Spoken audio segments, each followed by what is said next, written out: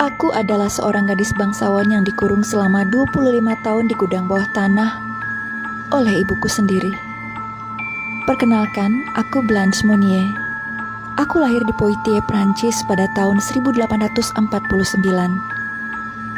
Kecantikan yang kumiliki membuat para pemuda tergila-gila untuk meminangku. Namun, semua lamaran itu ditolak oleh ibuku. Saat umurku 27 tahun, aku jatuh cinta kepada seorang pengacara. Sayangnya, ibuku menentang hubungan kami karena kekasihku dianggapnya sebagai lelaki miskin. Untuk memisahkan kami, ibuku lalu mengurungku di ruang bawah tanah yang gelap. Untuk mencegah agar aku tidak kabur, ia lalu merantaiku di tempat tidur.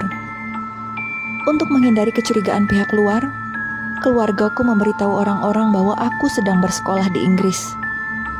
Mereka bilang bahwa jadwalku yang padat membuatku tidak punya waktu luang, bahkan untuk sekadar kembali ke rumah. Tidak ada yang tahu bahwa sebenarnya saat itu aku sedang dikurung di gudang bawah tanah. Hanya orang tuaku, kakak laki-lakiku, dan pelayan keluarga kami yang tahu. Aku dikurung dalam kegelapan dan kesendirian. Aku bahkan lupa bagaimana rasanya menghirup udara segar. Setelah 25 tahun, aku akhirnya ditemukan oleh pihak pengadilan Prancis yang sedang memeriksa kediaman keluargaku setelah mereka menerima surat anonim yang memberitahu bahwa keluarga Monnier menyembunyikan sesuatu.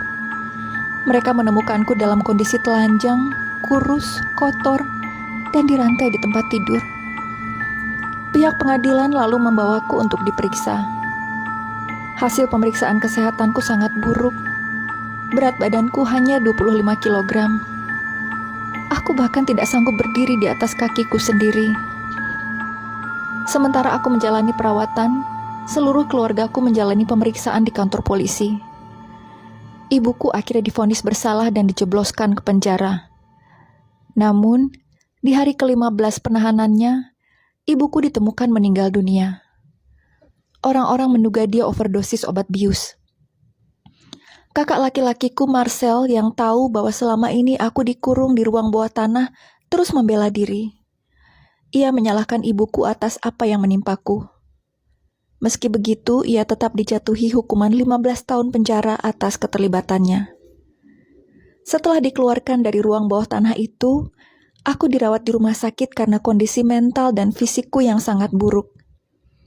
Akibat dikurung selama 25 tahun tanpa cahaya, udara, dan sendirian, aku dinyatakan mengidap koprofilia, eksibisionisme, dan skizofrenia. Aku menghabiskan sisa hidupku di rumah sakit jiwa hingga ajal menjemputku pada tahun 1913.